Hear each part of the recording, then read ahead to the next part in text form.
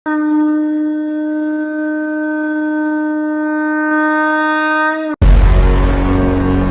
नमः शिवाय। ओम नमः शिवाय।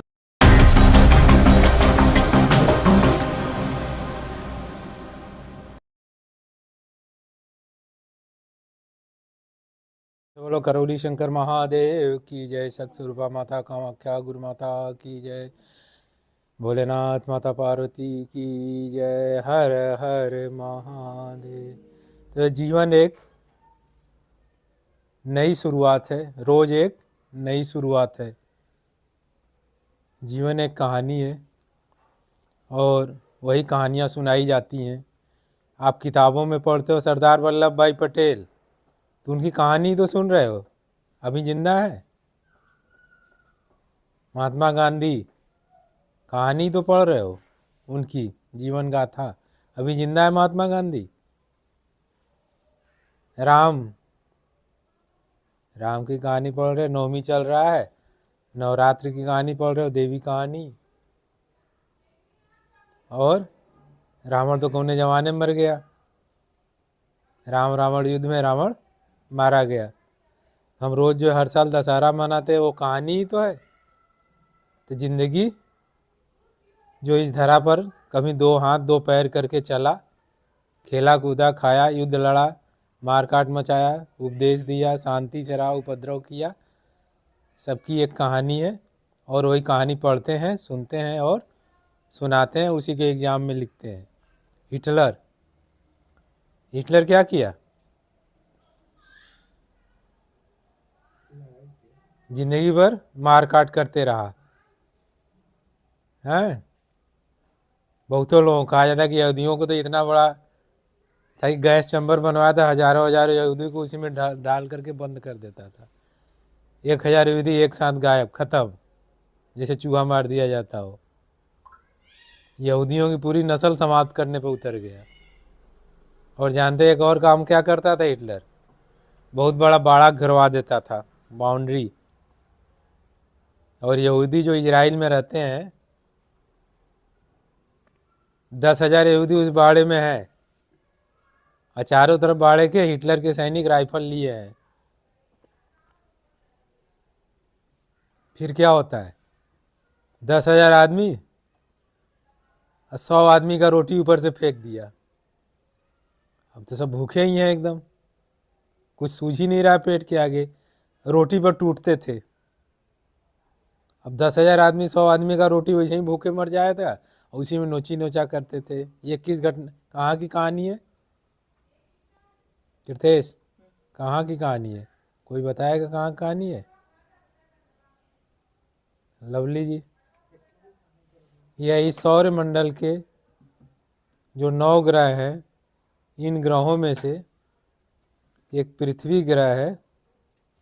इस पृथ्वी ग्रह पर कुछ नक्शे आदमी लोगों ने बना लिया है, और उस नक्शे में वो है जर्मनी और यहूदियों के, या कहीं हिटलर और यहूदी के बीच की एक बीती हुई घटना। सुनो कहानी, ये सब कहानियां हैं। यहूदियों को लगा, यहूदियों कोई देश ही नहीं था अपना, जैसे हिंदुओं का है। कोई पाकिस्तान हिंदुओं का देश है? सऊदी अरब हिंदुओं का देश है? चाइना किसका देश है? चीनियों का। इंग्लैंड किसका देश है? अंग्रेजों का।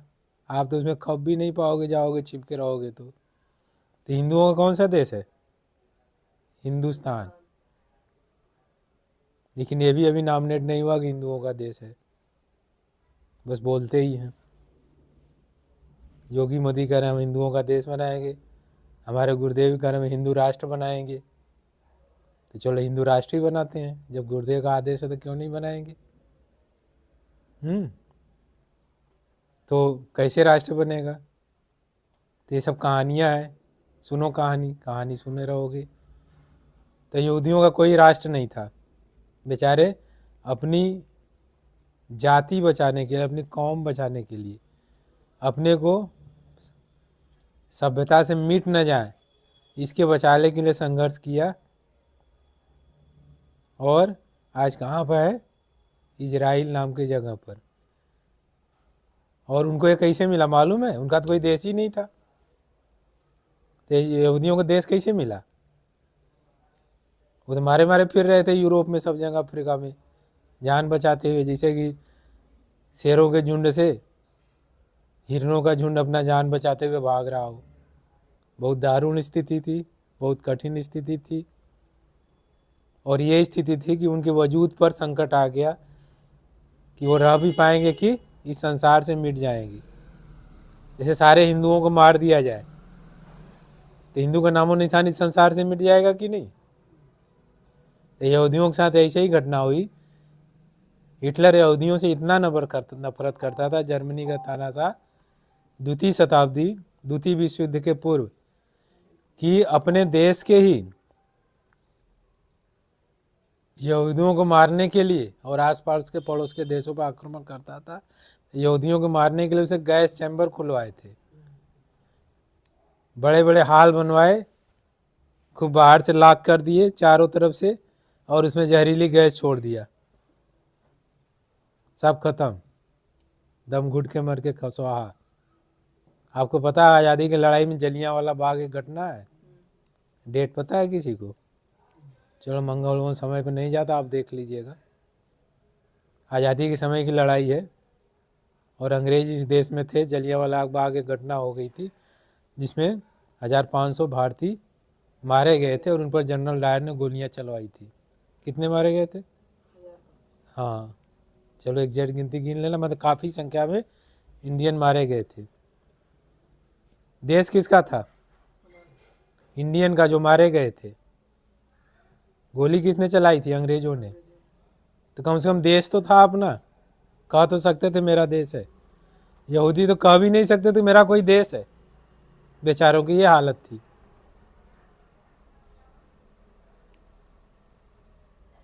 फिर क्या किया ये संसार? हिंदू, मुस्लिम, सिख, ईसाई, भारत, पाकिस्तान, नेपाल, अफगानिस्तान, तमाम बॉर्डरों में बटा है, तमाम धर्मों में बटा है। तो यहूदी भी एक धर्म है, जैसे ईसाई धर्म, वैसे मुस्लिम धर्म, जैसे हिंदू धर्म, वैसे यहूदी भी एक धर्म है। बड़ी इंटरेस्टिंग बात है, बड़ी मज़ेदार। उतना तो पड़ोसी के यहाँ मज़ा नहीं मिलेगा। दादा एक ही, बाबा तीन, अब बेटा गुत्थम गुत्थम किए हुए हैं, एक दूसरे को मार के ख़त्म करने किए हैं। कहा कह रहे हैं कि बाबा मेरा अलग है, ये मेरा बाबा, ये मेरा बाबा, ये मेरा बाबा। कोनो ये नहीं कह रहे कि एक दादा तो एक ही है। तो इसको क्या कहेंगे? छोटी दृष्टि कहेंगे कि नहीं? अगर आप दूर तक नहीं देख पा रहे तो इसको क्या बोलते हैं? दूर दृष्टि बोलेंगे, नज़दीक दृष्टि बोलेंगे, अल्प दृष्टि। तो इजराइल में एक जगह है जहाँ पर, उसका नाम क्या है? अल-अक्सा। चलो इजराइल में एक जगह, नाम अपने से भी रख लेना, हम अल-अक्सा रख दे रहे हैं। तो वहाँ किसका मंदिर है? यहूदियों का। किसका चर्च है? ईसाइयों का। और किसका मस्जिद है? मुस्लिमों का। जैसे काशी में जाओ तो ज्ञानवापी मस्जिद है, विष्णु भोलेनाथ के मंदिर से सट के बना हुआ। मथुरा में जाओ तो भी मस्जिद था। अयोध्या में तो बड़ी लड़ाई लड़के किसी तरह से शांति हुआ, वहाँ भी मस्जिद था। तो यहाँ की तो कहानी और है, क्यों मस्जिद था, ये तो एक दूसरी कहानी है। सुनो कहानी, मैं सुनो कहानी सुना रहा हूँ। पहला जो इस पर लिखा हुआ है, सुनो कहानी, अभी उसी पर है। तो इजराइलियों का समूल नाश होने वाला था। कभी हिंदुओं का ऐसा समूल नाश होने वाला हो तो बताओ कितनी बड़ी मुसीबत हो। ऑल वर्ल्ड में कितने मुस्लिम देश हैं? जनरल नॉलेज वाले मृत्युंजय सिंह गायब हैं। ऑल वर्ल्ड में 50 से ज़्यादा मुस्लिम देश हैं। हिंदू देश कितना है? एक नेपाल, वो पिद्दी भर है, छोटा सा। जितना छोटा उतनी क्षमता कम। ठीक है कि नहीं है? तो 56 मुस्लिम देश कहेंगे हम हिंदुओं को समाप्त करेंगे और 56 तरफ से आक्रमण कर दें, तो आपका वजूद पर संकट आ सकता है कि नहीं? तो यही 56 मुस्लिम देश एक तरह से अभी जैसे हिटलर एक समय जान का साथ प्यासा था, सब मन से, भावना से, आक्रामकता से, आतंक से, लड़ाई से इजराइलियों को अपना दुश्मन मानते हैं, क्योंकि अल-अक्सा मस्जिद इजराइल में है और कहते हैं जब मस्जिद मेरा है तो जगह भी मेरी है। इजराइल क्या मेरा देश है, छोड़ भी नहीं सकता। और कहते हैं जब मस्जिद मेरी है तो देश भी मेरा है। लड़ाई किसकी है? जमीन की। रूप क्या ले लिया? धर्म का। मस्जिद मेरा, भगवान मेरे, तुम्हारा सिनेगार। उनके धर्मस्थल क्या नाम होता है? सिनेगार, इसी कुछ है। मैंने उनका पूजा स्थल इजराइल लोगों का, यहूदी लोगों का। याद नहीं हो तो जनरल नॉलेज खोज लेना तुम, और बी इन शार्ट। तो इन दिस वे। और अमेरिका जानता है कि हम ईसाई देश हैं, हालांकि और जातियों के और धर्मों के लोग हैं, लेकिन America, Britain, France, Italy, Germany, ये सब ईसाई मुल्क हैं। और सारे मुस्लिम मुल्क मानते हैं कि ये ईसाई मुल्क हम लोगों का विरोधी है। तो कहीं न कहीं से इजराइल और उसके वजूद से जुड़ा फिलिस्तीन के बीच में लड़ाई हो रही है, लेकिन पर्दे के पीछे ये मुस्लिम बनाम ईसाई लड़ाई है। और भड़ाओ नरेंद्र मोदी का कि बाहर से तमाशा देख रहे हैं, घुस नहीं रहे। लड़ाई झगड़ा हो तो उसमें जब गोली बंदूक चल रही हो, लाठी डंडा चल रहा है, तो उसमें घुसो मत, बाहर से तमाशा देखो, बाद में अपना जो देख करना हो करना है कि नहीं। तो जब वजूद की लड़ाई होती है तो इजराइल ने अपने को इतना ताकतवर बनाया है उत्तर प्रदेश का आधो नहीं, समझा कि नहीं, आधा का भी आधार है। लेकिन ताकत इतनी है कि उससे सारे मुस्लिम देश डरते हैं।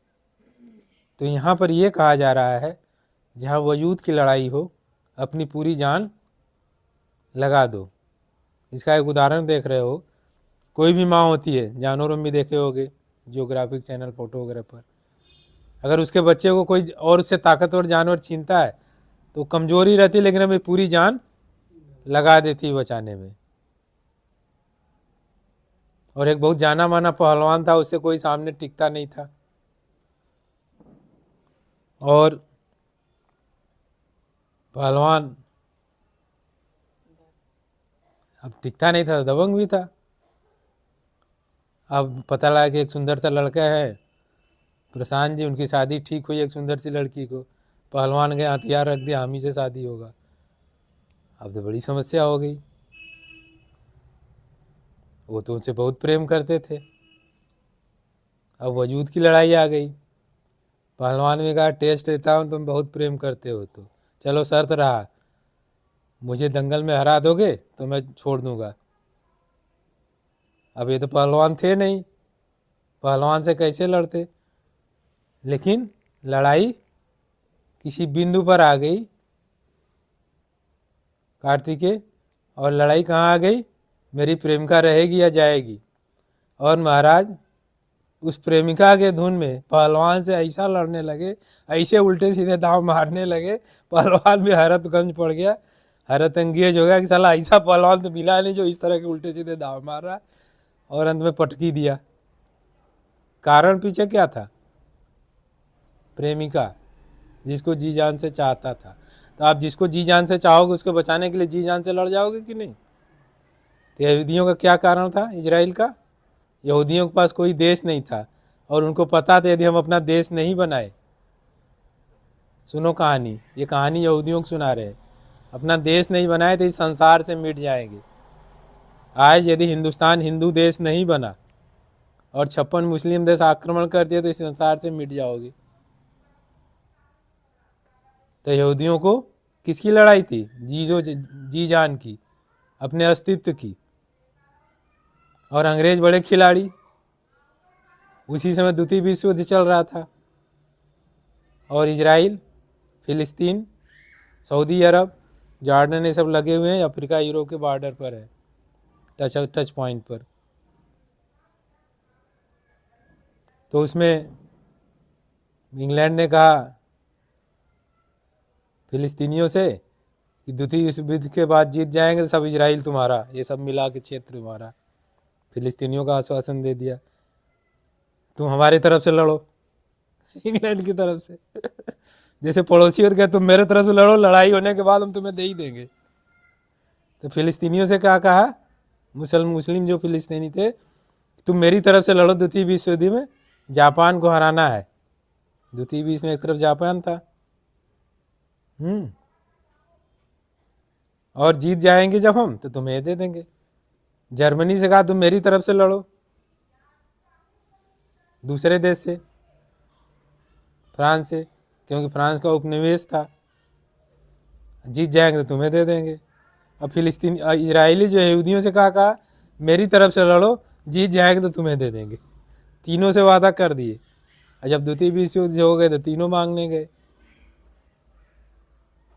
लेकिन उन्होंने इजरायलियों को दे दिया, भैया तुम्हारा देश नहीं, तुम रहो। तो यहाँ से ये सुनो कहानी में जीवन की अस्तित्व की लड़ाई में यहूदी इस समय है। और वीडियो देखने के लिए धन्यवाद। अगर वीडियो में कुछ भी सकारात्मक पॉजिटिव दिखा हो तो आप मानव समुदाय के हित में लाइक करें, शेयर करें और चैनल को सब्सक्राइब करना ना भूलें।